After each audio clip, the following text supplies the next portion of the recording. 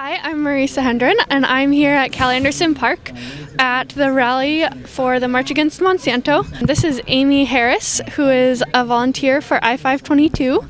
Amy, why are you here today? Well, I've actually been involved with the campaign for quite a while. I started volunteering, I think like in March, because actually, initially I started freaking out about the bees, and I realized that there was a connection to pesticides and the bees and GE foods.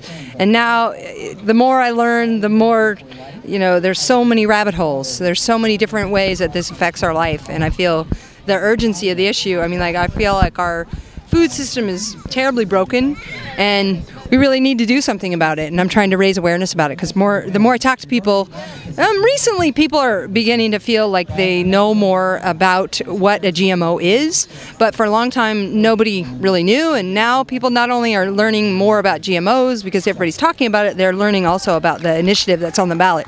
So we're trying to get everybody to vote yes on I-522, and I just keep talking about it. Awesome.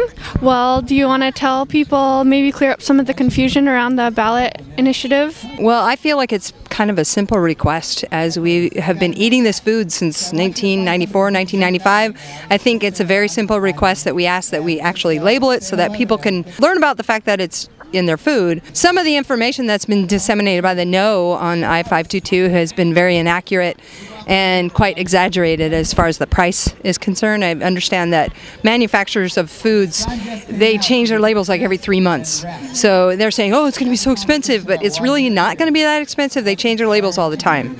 So that's one issue. Another one is, oh, this legislation is so complicated, and my argument for that is, this is a beginning. We're the first state in our country that would be doing this, and I also think it's going to have a domino effect. But since we are, in the beginning of this trend, probably later the legislation will be cleared up, but I also think it's been improved compared to what it was in California, and I think it does make a lot of sense.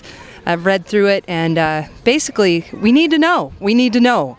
Can you tell me if you've seen anything exciting at this rally today? Here we have been selling buttons. We've been raising money for the grassroots level campaign, and I'm excited that people are coming out and really, really wanting those yard signs and wanting to put them up and wanting to talk about it. And every time I give a button or a sign to somebody, I say, get out there, talk about it as much as you can, because that's the power that we have as people. We, on the grassroots level, we can talk about it, and that person's going to talk about it, and the more you get fired up about it, other people are going to get involved, and I think that's the way we're going to win this thing. I really do, and I feel very good about it. Thanks very much for watching. This is Marisa, and we'll see you next time. They're trying to pull the wool over your eyes while you weren't looking.